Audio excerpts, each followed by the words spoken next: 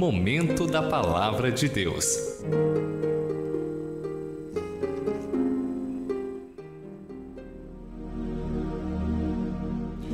Glória a Deus, glória a Deus. A palavra que nós iremos meditar nessa noite está no livro de 1 João, capítulo 5, do versículo 1 em diante. 1 de João, capítulo 5, do versículo 1 em diante. Amém? Glória a Deus. E o tema da mensagem desta noite é a fé em Jesus e as suas consequências.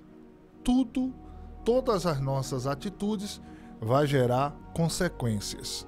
E aqui nós iremos ouvir, nesta noite, a revelação da palavra de Deus com o tema a fé em Jesus e as suas consequências. Glória a Deus. Então, você que ligou seu rádio agora, 1 de João, capítulo 5, do versículo 1 em diante. Diz assim as Escrituras Sagradas: todo aquele que crê em Jesus que Jesus é o Cristo, todo aquele que crê que Jesus é o Cristo é nascido de Deus. E todo aquele que ama ao que o gerou, também ama ao que dele é nascido. Aleluia. Nisto conhecemos que amamos os filhos de Deus, quando amarmos a Deus e guardarmos os seus mandamentos. Quando é que eu amo a Deus? Quando eu guardo as instruções que Ele tem estabelecido para a minha vida. As instruções que Deus estabelece para nossas vidas, é por meio delas que nós seremos poderosamente abençoados. Não adianta simplesmente nós dizermos, eu amo a Deus. Mas Deus ministra no nosso coração, nosso Deus nos dá as orientações necessárias e nós não a colocamos em prática. Então, é necessário que nós venhamos colocar em prática as orientações que Deus nos dá. As diretrizes que o Senhor nos dá, nós precisamos colocar em prática. Eu quero enfatizar o versículo 2 mais uma vez. Nisto conhecemos que amamos os filhos de Deus, quando amarmos a Deus e guardarmos os seus mandamentos. Amar a Deus é guardar as instruções que Ele nos dá. Quando nós meditamos na palavra de Deus, há uma diferença de meditar e de ler a palavra de Deus. Quando nós lemos, nós passamos por cima de todos os princípios, orientações e diretrizes que o Senhor nos dá. Mas quando nós meditamos na palavra de Deus, aí é completamente diferente. Nós iremos entender qual é a vontade de Deus para nossas vidas.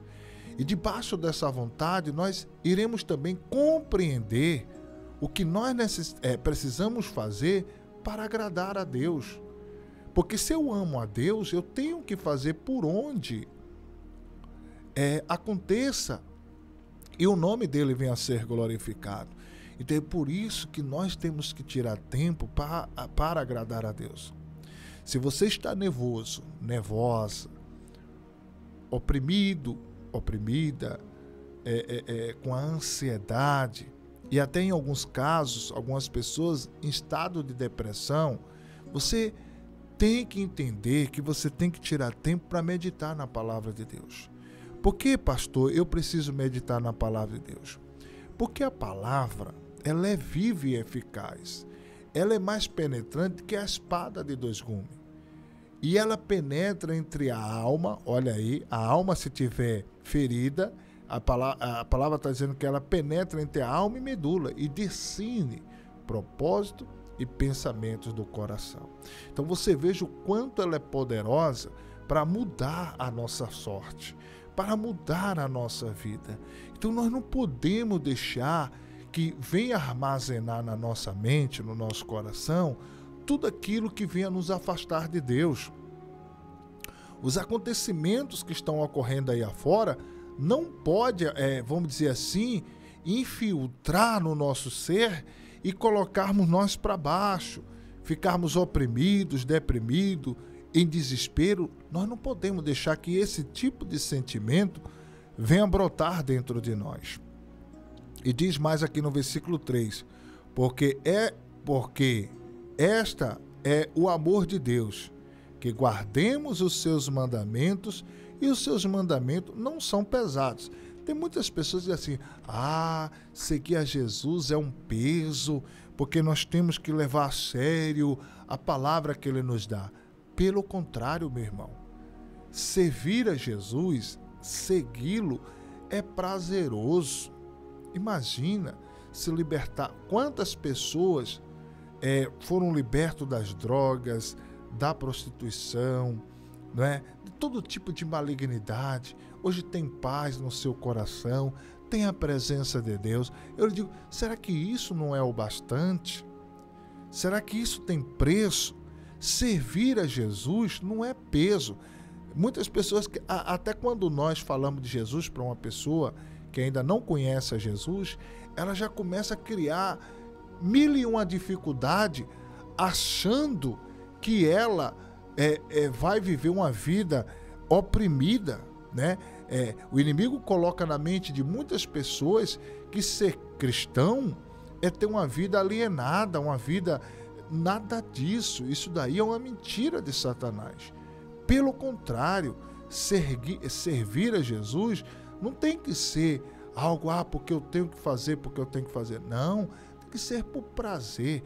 Quando nós começamos a beber da água cristalina que é Jesus, quando a nossa sede ela é saciada, nós sentimos uma alegria, um gozo no nosso espírito, uma paz tremenda que o mundo não pode dar. E até a Bíblia tem registrado essa passagem que diz, a paz que vos lá dou, não dou como o mundo a dar, porque a paz do mundo ela é passageira, mas a paz em Cristo Jesus ela é permanente, e ela que nós devemos nos apoiar. Veja, tantas coisas que nós temos visto por aí, tantos acontecimentos, tantas situações, e aí você percebe que a paz ela só pode vir quando nós estamos em Cristo Jesus. Quando nós começamos a conhecer cada vez mais Ele. Quer ver um exemplo? Só para você entender o quanto é importante cada vez mais termos intimidade com Jesus. Veja, um jovem, eu vou fazer uma ilustração aqui para você ver o quanto é importante você cada vez mais se dedicar e buscar mais o Senhor. Veja o caso de um jovem. O jovem está começando a vida dele agora, conhece uma jovem também, né, uma garota. E aí, antes de se verem, cada um vivia a sua vida, não é? Tinha a sua vida independente, cuidando das suas coisas. Mas quando se conhece, aí começa a trocar figurinha e aquela coisa toda. Daqui a pouco começa a namorar e aí começa a existir uma intimidade, cada vez mais vai se aprofundando, e aí vai se gostando, e a intimidade vai se aprofundando, e lá vai, daqui a pouco se noivam, e aí a intimidade vai se aprofundando, e cada vez mais, daqui a pouco estão casados. E ambos deixam as suas famílias para formar uma família. Mas por que tudo isso aconteceu?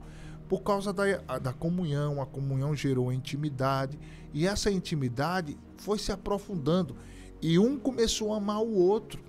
Os dois começaram a se amar, e esse amor prevaleceu de tal maneira que eles agora estão morando juntos. Então você veja esses estágios como é importante até a finalização. Com nosso Deus, através do seu Filho Jesus, não é diferente. Quanto mais nós estreitamos intimidade com Ele, mais nós iremos o amá-lo, mais nós iremos ter o prazer de estar na presença dEle, de nos envolvermos com Ele. Quanto mais nós gerarmos intimidade com o Senhor, quanto mais nós aprendermos através da sua palavra, das instruções que Ele nos dá, a gente vai ver que é tão lindo, maravilhoso servir a Ele.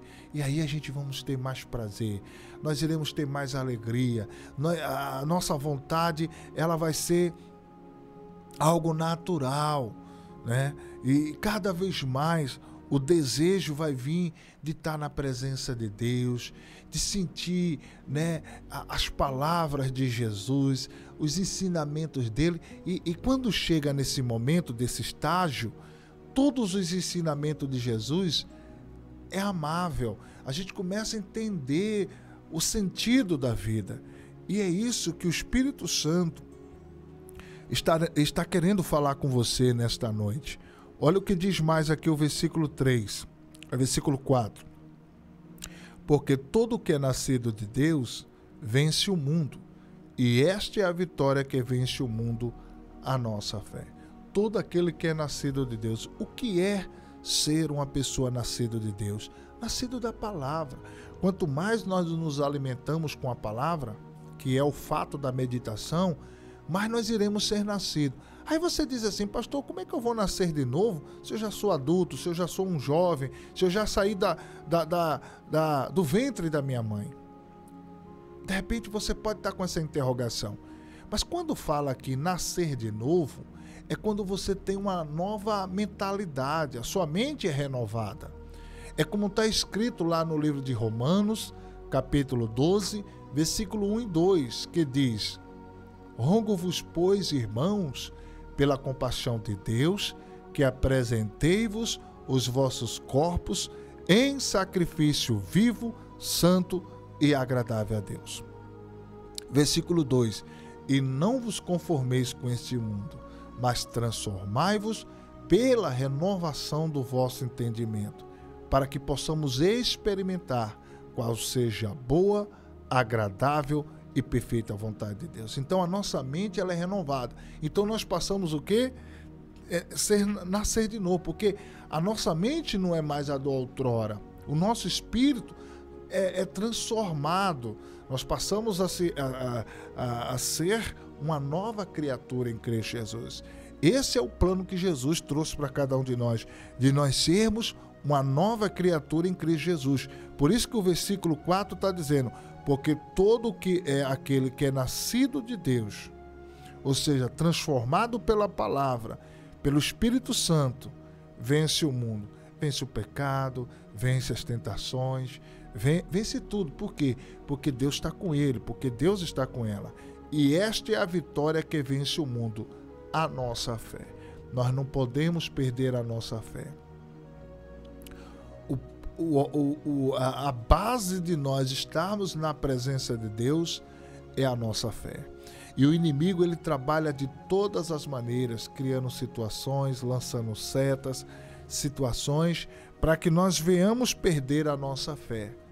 Mas meu querido e minha querida irmã, levante a cabeça. Mesmo na luta que você está atravessando, levante a tua cabeça. Pastor, eu não tenho força. Então, peça auxílio espiritual para uma pessoa que você sente que tem um grau de espiritualidade elevado para lhe ajudar a você se levantar. Mas não se entregue a essa situação. Não deixe que os problemas venham sufocá-lo ou sufocá-la ao ponto de você desistir da sua fé. E você que ainda não aceitou a Jesus, o Espírito Santo está falando com você. De repente você já sabe o que Jesus fez por nós na cruz do Calvário. Você já sabe o plano da salvação, mas tem algo ainda que te prende. E se algo que está te prendendo é o mundo, é os prazeres do mundo, mas esses prazeres do mundo que está acontecendo na tua vida, você está pagando um preço muito alto, você está aflito, você está aflita. Esses prazeres só é momentos, só é situações momentâneas, mas na maioria do tempo você está com vazio no coração, triste, abatido, abatida. Então, meu querido e minha querida irmã, Jesus é o remédio para curar e para saciar todas as tuas necessidades. Olha o que diz mais aqui o versículo 5. Quem é que vence o mundo, senão aquele que crê que Jesus é o Filho de Deus? Quem é que vence o mundo, senão aquele que crê que Jesus é o Filho de Deus? Este é aquele que veio por água e por sangue, isto é, Jesus Cristo, não só por água, mas por água e por sangue. É o Espírito que testifica, porque o Espírito é a verdade. Então o Espírito de Deus é a verdade. Então o Espírito Santo, ele quer brotar no teu interior a verdade que liberta, a verdade que transforma, a verdade que faz você enxergar aquilo que outrora você não está enxergando. De repente a cegueira espiritual precisa ser eliminada da tua vida. E para que a cegueira espiritual venha cair por terra, a verdade ela tem que prevalecer, estabelecer-se na sua vida, na vida da sua família, e quem sabe você é o canalizador dessa bênção. Olha o que diz aqui o versículo 7. Porque 3 são os que testificam no céu: o Pai, a Palavra e o Espírito Santo. Porque 3 são os que testificam no céu: o Pai, a Palavra e o Espírito Santo. Pai representa o nosso Deus. Palavra, Jesus. O Verbo vivo e o Espírito Santo. Os 3 são um. E diz mais aqui na revelação: e 3 são os que testificam na terra: o Espírito, a água e o sangue. Estes 3 concordam num. Se recebemos o testemunho dos homens, o testemunho de Deus é maior, porque o testemunho de Deus é este, que de seu Filho testificou. Então, meu querido e minha querida irmã, Jesus é o centro do nosso viver.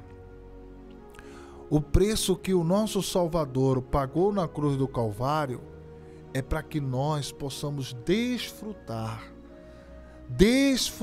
dessa presença. Nós já somos justificados por Cristo. Meu querido, você não precisa de outra coisa, é só crer naquilo que Jesus fez por você na cruz do Calvário. O inimigo tem horas que bota vários pensamentos na mente de muitas pessoas, começa a colocar um monte de ignorância, de perturbação. Tem muitas pessoas que ficam perturbadas dizendo: mas como que eu vou seguir a Jesus se ele é santo, se ele é puro, e eu cheio de impureza, cheio de pecado? Meu querido e minha querida irmã, o sangue de Jesus Cristo, quando você aceita ele, ou quando você se submete às orientações dele, você começa a viver a justiça de Deus. Porque o que Jesus fez na cruz do Calvário, através do direcionamento do nosso Deus, foi para que nós viéssemos sermos a justiça dele aqui na terra. Quando nós aceitamos o plano de redenção de Jesus, nesse prezado momento nós passamos a ser a justiça dele. Nós somos lavados, purificados de toda a maldade, de tudo aquilo que Satanás fez e que outrora nós estávamos aprisionados. Essa malignidade, ela cai por terra. Essa influência maligna, ela cai por terra em nome de Jesus. Olha o que diz aqui a palavra de Deus. Aleluia. Versículo 10. Quem crer no Filho de Deus, em si mesmo tem um testemunho. Olha que coisa tremenda. Quem crê no Filho de Deus, você crê no Filho de Deus?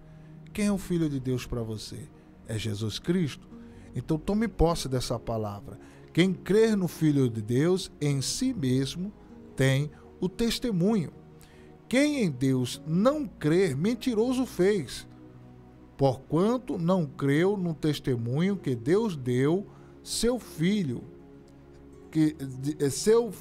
deu. Quer dizer, tudo se resume no seu Filho Jesus Cristo. É o que está escrito. Versículo 11. O testemunho é este, que Deus nos deu a vida eterna, e esta vida está em seu Filho. Deus nos deu a vida eterna e a vida está no seu Filho. E quem é esse Filho Todo-Poderoso? Jesus Cristo. Não se deixe se levar pelas circunstâncias.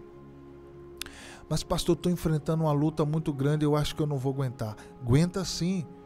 Mas por que não se resolveu ainda? De repente a pessoa conheceu a Jesus agora, mas tinha problema de anos. E aos poucos o Espírito Santo está te moldando, te purificando, fazendo a obra na tua vida. Então você não pode parar.